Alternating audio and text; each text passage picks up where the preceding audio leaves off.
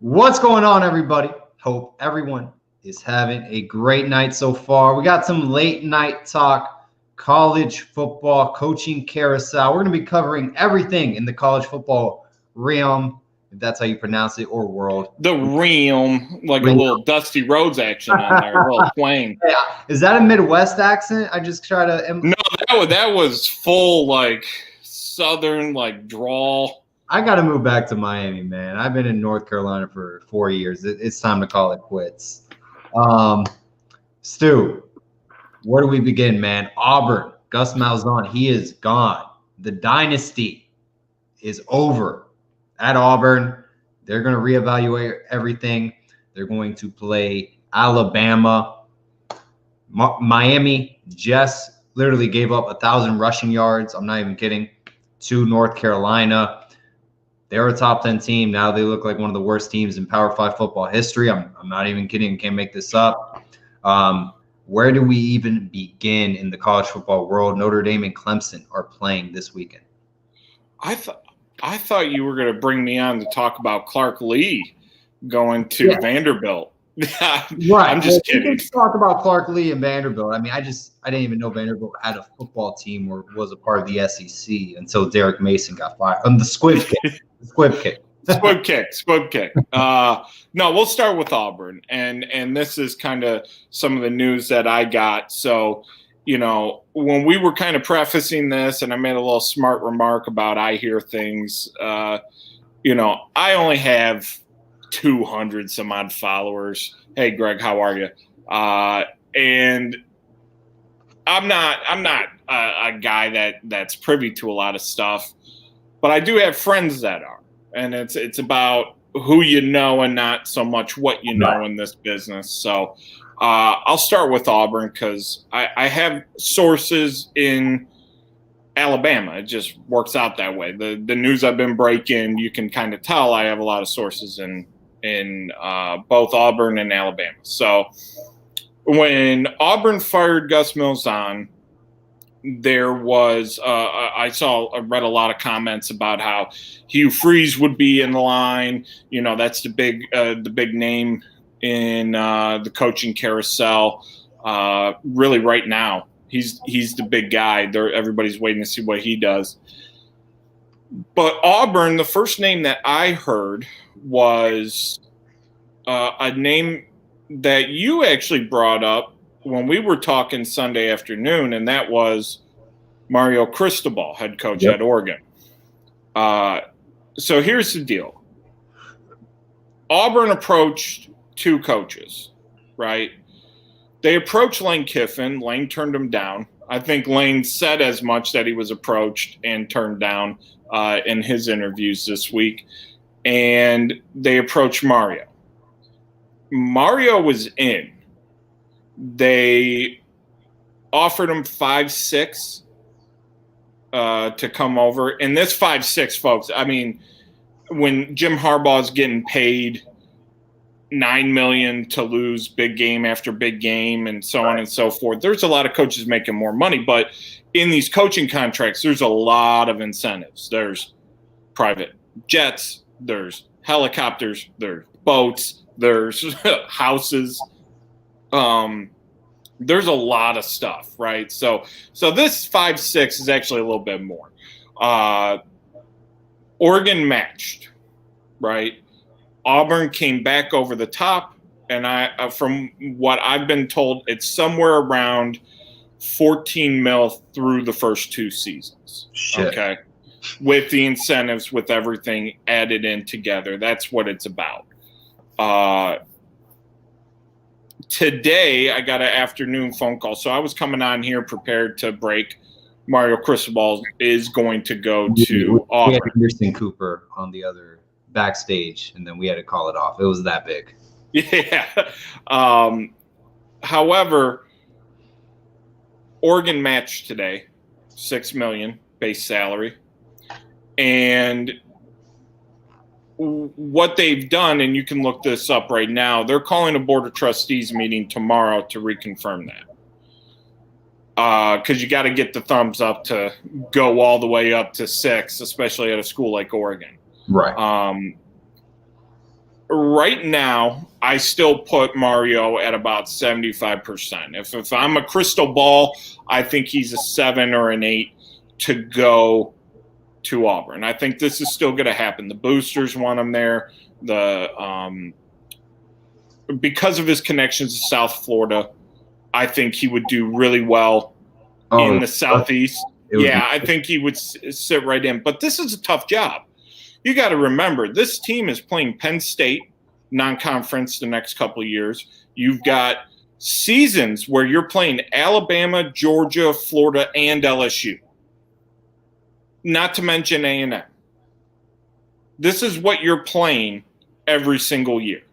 So it's an issue. It's not an easy job. Is it a prestigious job? Is it a good job? Good job. It's a good job. It's one of the top 15, 20 jobs in the country, but it's a very tough job. Now, Stu, you got to remember, too, when Mario recruits these guys in South Florida, he's not successful because they don't want to play at the end of the country. They don't want to go from South Florida from one end to the furthest, to Eugene, Oregon. It's very hard to get a kid to go cross country to play for you. You're really just stuck in the West Coast. He goes to Auburn. He kills it in South Florida. I think he would do really well. But, I mean, there are kids coming from the Southeast going up to Eugene. I think he's making his hay in Southern California, though. But that's where he's really killing. He wants to be in South Florida. That's where he wants to stay. I can dig it. I mean, it's a much better gig to be in Auburn. I mean, you're the king in the castle down there. Now, however, money talks, by all means.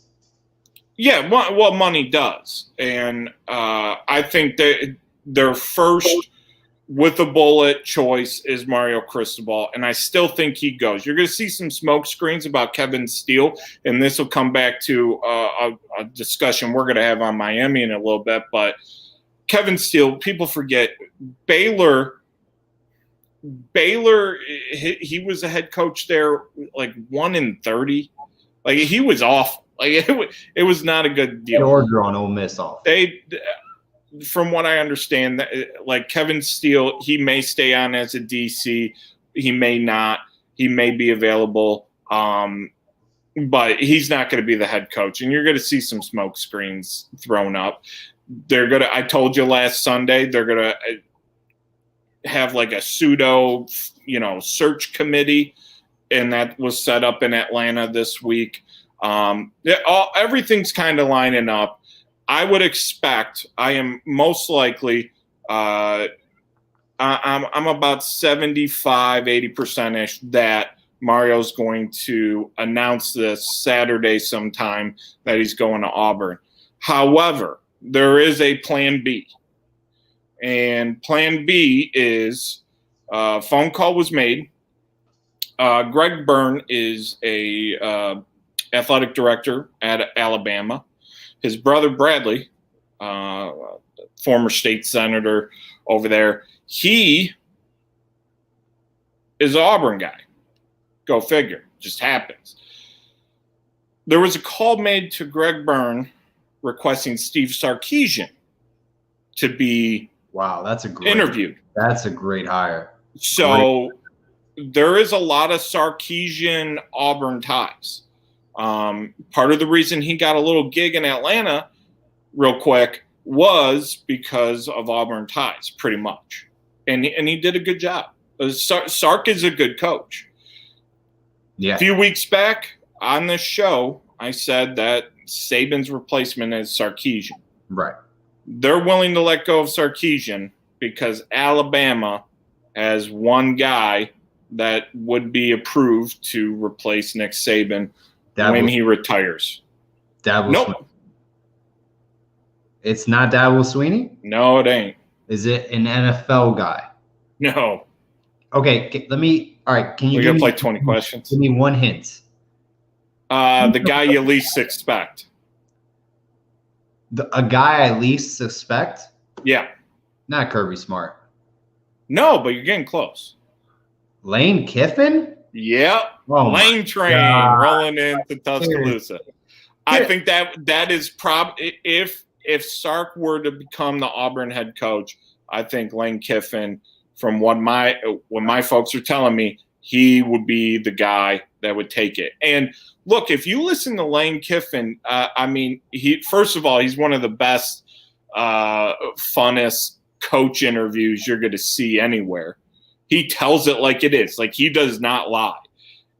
And when he's being coy about it, he's not really that coy. Like, he leaves breadcrumbs, right? He leaves a trail. Look at all the stuff he said about my mentor would say. He's referring to Nick Saban. Not Monty. No. That's his father. I'm just saying. Yeah, no, I love Monty too. But no, he's referring to Saban. Remember, he was at Coach Rehab U. Right. It all fits. Ole Miss is a good job. It's a very good job. And you can recruit. Oxford is beautiful. The Grove is awesome. That team is, he's in the right spot with the right coach, and that's him. Ole Miss is going to make some hay in the next few years. You saw him almost beat Alabama. He pulled out every trick in the book. I have to see it to believe it, Stu. What are they, 3-4? I mean, they're playing 500 ball in the SEC, right? It's year one. You got to remember, too, what take a look at Ole Miss last year. Was not pretty.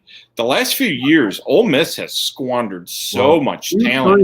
DK Metcalf. Yeah, DK Metcalf, A.J. Brown. I mean, those guys were on the same team.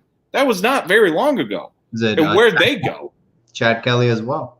Yeah, Chad Kelly, when he wasn't getting DUIs, allegedly. Well, Mayfield too. But yeah, I mean, there's I think that's how it plays out. Now, we probably won't see that because, I think Mario takes the job. From what I understand, that is getting closer and closer. And, yes, even if Oregon matches the money and they can pull from the Phil Knight Foundation of Nike and they can get all that together, at a certain point, you got to remember the Pac-12 is a losing conference.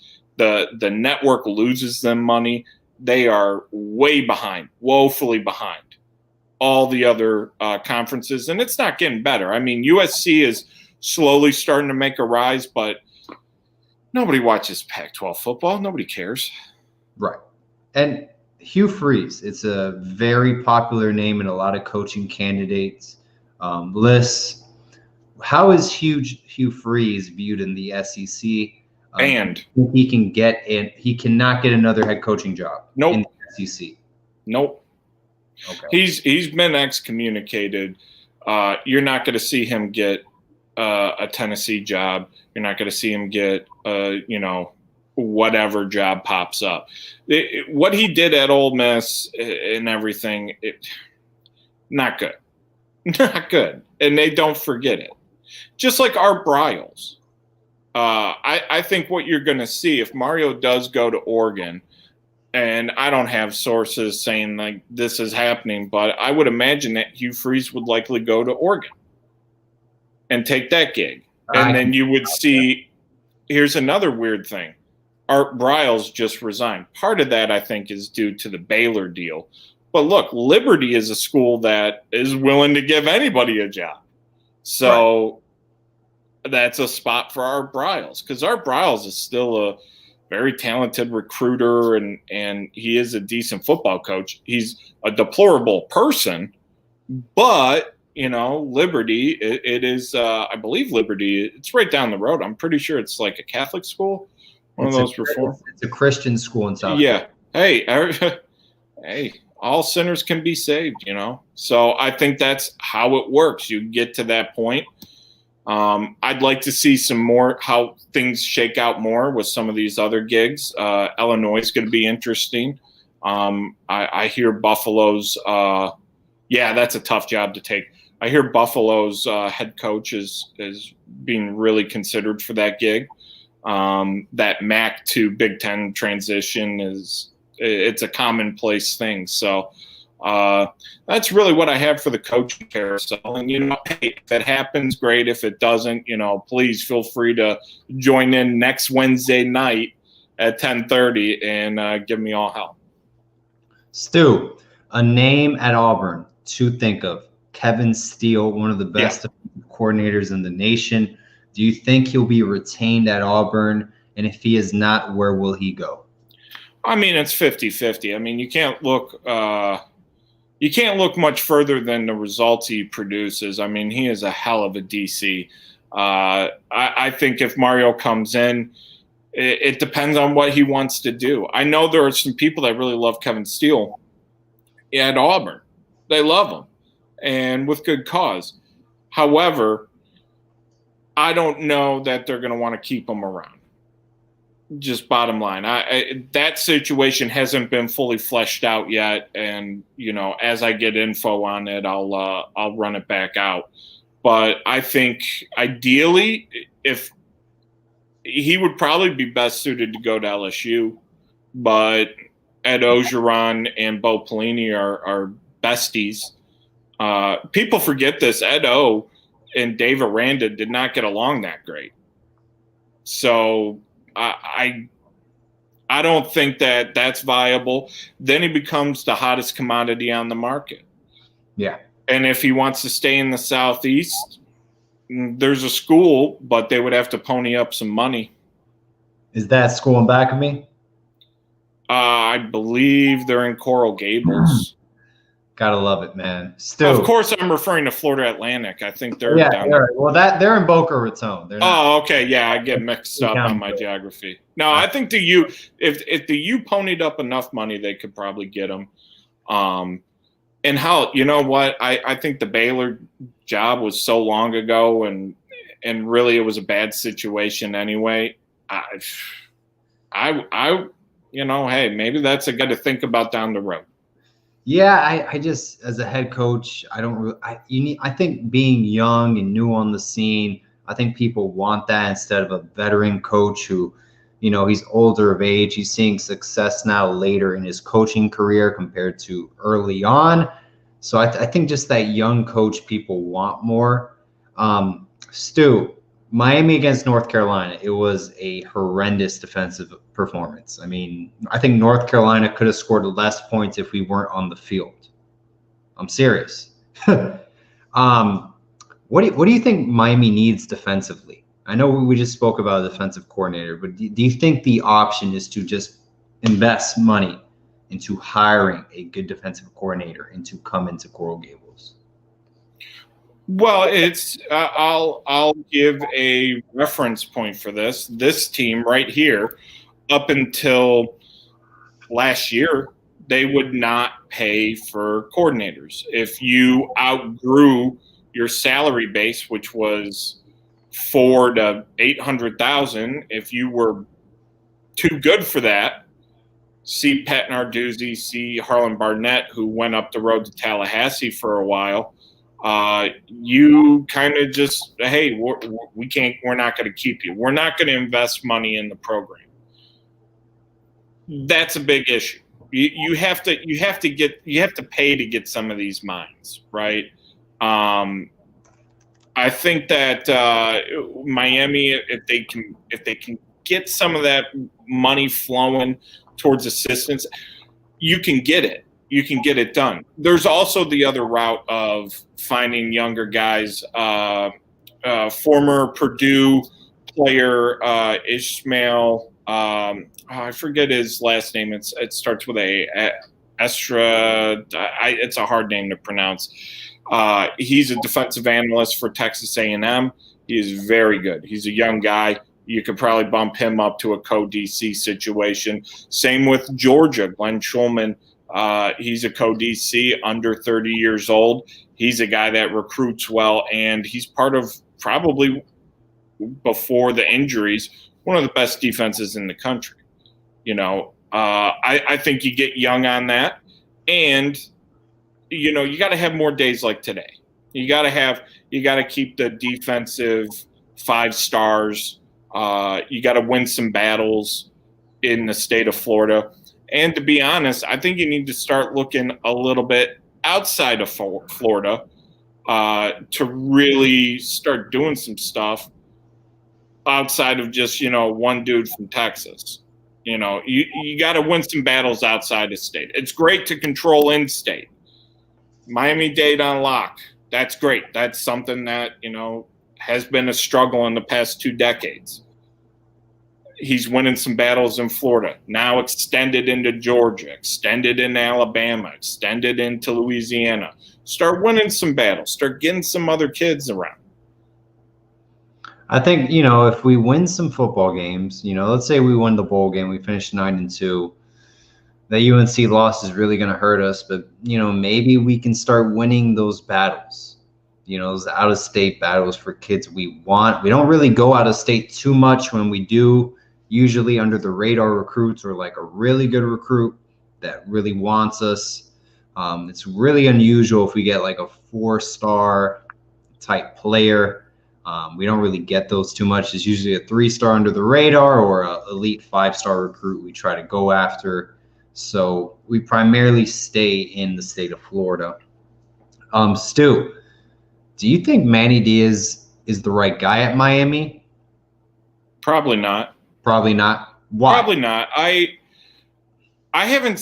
First of all, I thought it was just weird that he was the second choice at Temple. No. Yeah, Mike Elko was the first choice, and he's the DC at Texas A&M, I believe. Mike Elko to the U. Start the hashtag. There you go. I that's not a good sign, right? When you're fighting Temple for a head coach. I don't think it's a great sign that. Well, I'll take that back. You know what? I think the one positive that I've really seen from him, I haven't seen really any play calling. I think he really bungled the staff last year. I think, Dan Enos was a name, not a guy you really want calling the plays. No. Position coach, sure, but not an OC. So you made a misstep there. I don't know that he's evaluating his staff talent, and I still don't know about his talent evaluation of players yet. This is still his second year. We haven't seen what Manny Diaz kids end up being. Third class right here. Really, realistically. I would say, though, that the one thing I do appreciate about him is that he was smart enough to know, hey, I have to win now, and I'm going to be very aggressive in the transfer portal. Right. And he's winning battles in the transfer portal, and good on him for doing it. If you keep De'Ara King there next year as a bridge, because Jake Garcia should be ready, in theory, by his sophomore year or redshirt freshman year. If you can keep De'Ara King as the bridge, I think Miami and Manny are going to be synonymous for a little bit longer, because De'Ara King is the reason why you guys are going to have winning season next year. Right. You take him out of the equation, and then the seat gets real warm, because then it becomes last year's Miami, where there's talent there, but it's just not gelling, because you're losing a lot of pieces after this year. Right. Well, maybe some will come back. Maybe Jalen Phillips will come back. I don't know. We'll find out. Yeah. We'll find out. I'm very curious what he'll do defensively. If he makes the changes, if he brings in a new defensive coordinator, brings in new assistant coaches, I think we may have the right guy in Miami. Start bumping up your salaries. Just bump them up. Right. If you pay, it's a pay-to-play game. Yep. Stu, let's cross over to one of the most interesting matchups this weekend, Clemson versus Notre Dame. I'm very curious how you think this game is going to pan out. Personally, for me, I think Notre Dame goes for the sweep, and that's it. The Trevor Lawrence era is done, but it's very hard to beat a team twice in a season. What are your thoughts on this game? Man, I've been saying it. Every single week I've been on here. Clemson is just – something's weird about this team. They cannot run the ball. Etienne is – he is not the same dude from last year, right? Something with the blocking scheme, or I don't know what. It's just not there. Defenses have smartened up in some fact. And, yes, are they destroying Georgia Tech? Sure. Are they destroying, bottom level teams in the ACC? Absolutely. I thought the game against Miami, you guys, if you can exploit the run, Miami's defense can be exploited. We've seen that. It's old news, right? The Virginia Tech game worried me. Trevor Lawrence goes for under 100 yards in the first half against Va Tech. I mean, anybody watching this channel and you yourself know Va Tech does not have this isn't a Va Tech defense from 2002 or something. Enter Sandman can play all they want, but they just aren't stopping anybody. Right. It took 4 really bad turnovers. In their own 35, and then Clemson blows them out by 28, and everybody's like, oh, wow, Clemson, look at them. But they had issues. They had real issues. I don't think that was a fluke. As much as I don't like Notre Dame, I don't think that was a fluke. I think there's a very similar game that plays out. I think it's a little bit tougher on both ends because now they're going to adapt. They've seen the first punch.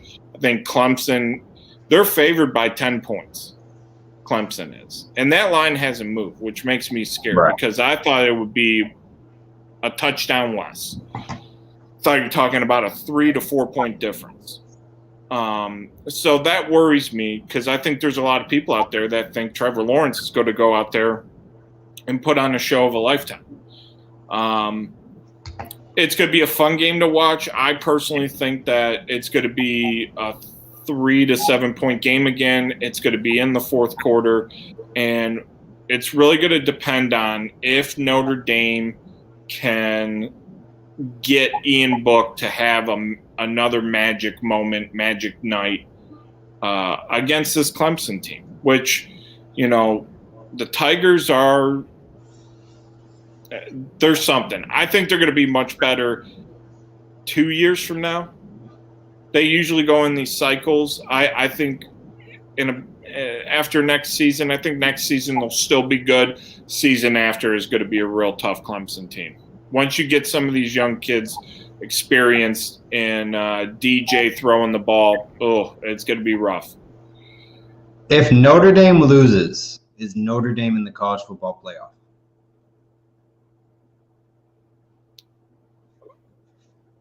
Yeah, probably.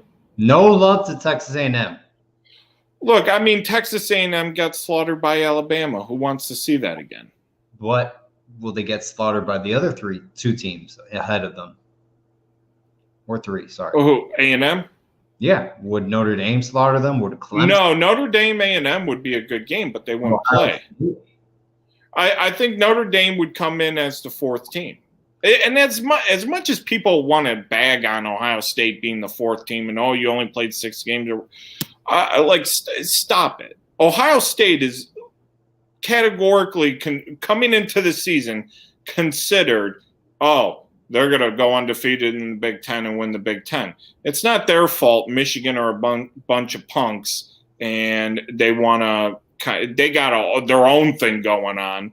And it's not COVID related, folks. Trust me, it's not COVID. You can't call off a game on Saturday and then the next day go, we had a rousing practice.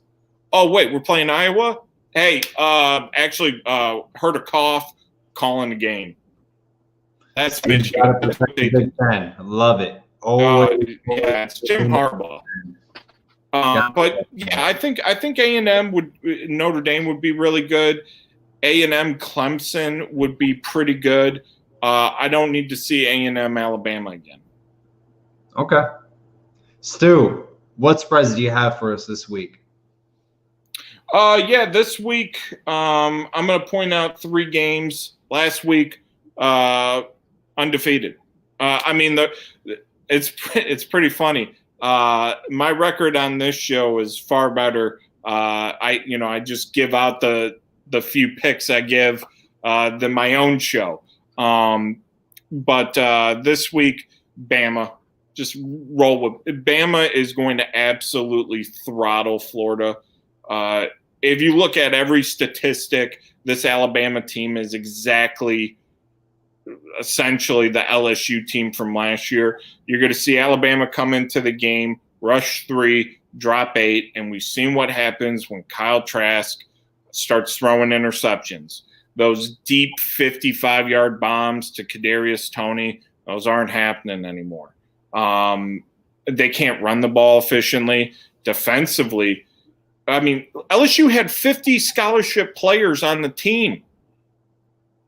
And LSU controlled vast parts of that game.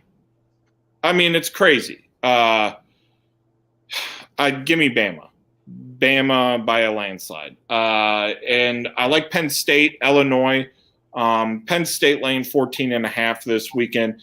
Illinois is just a beaten team. They Northwestern ran the ball like 500 times against them. Lovie Smith gets fired. You got to go to Happy Valley and play Penn State, who wasn't really impressive against Michigan State last week, but they got the job done. And I think they get the job done easily here too. And then I'm going to go to Death Valley with it, and this game's going to hurt my soul. But you know my 2 favorite teams outside of Michigan State are LSU and Ole Miss. And Florida A&M. Yes, Florida A&M, Miami. They got that game canceled this week, so luckily I don't have to sit through that. Ole Miss, LSU. This game, the over is like it's going to turn into a basketball score here. The over is currently at 77.5 points. I think they go over it. I think Lane Kiffin is going to pull out all the stops. He wants to ride into the offseason on a high note. LSU, Max Johnson, he's shown that he can air it out. I expect 50-44 type thing. But, yeah, those are my 3 plays for the week. And college basketball game, Gonzaga will absolutely just beat up Iowa in what will be a basketball score of like 105. I'm calling the score. Really? 105-87. You're big on Gonzaga this year. That is your like national title team in your March Madness. Yeah, I don't think they get beat. I don't think they get undefeated. Yes. I don't remember one team. Was it Kentucky that went undefeated? I think Kentucky did it. Yeah, Kentucky's the last team to do it, and I forget. Maybe UNLV early 90s. I don't know. No. I just know, look, Iowa's a fraud team. They don't play defense. Their offense goes through Luka Garza. The problem with that is Gonzaga has the bigs that can match up and play defense on them, and they got the shooters. Jalen Suggs on that team. Aaron Nesmith is on that team. And I just named 2 guys. The rest of the dudes are going to the NBA too. Gonzaga is a real team. Mark Few's built a phenomenal program out in Spokane. And give me the Zags. Love it, man. West Coast Conference basketball. You got to love it, man. So underrated. I love it. Yeah, Pepperdine, San Francisco, the Dons. Yeah, Pacific. WCC is some late night candy around 11:30 when they start tipping off. Gotta love it, Stu. It's always a pleasure to have you on, man. You are the Big Ten most biased fan I've ever met. No, I'm kidding. I just tell it like it is. I mean, you know. So much passion for Ohio State's case to get into the college football playoff, man. That was awesome.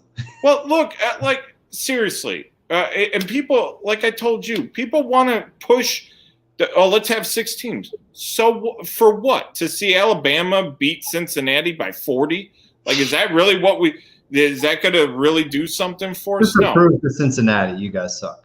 Well, Cincinnati's good. They're a good football team, but we don't need to see them play Alabama. This is a weird year, right? It's obviously a weird year. But just like last year, we have one team that is far better than the rest. Far better. And last year, LSU caught magic in a bottle with a transfer from Ohio State, Big Ten team, I believe.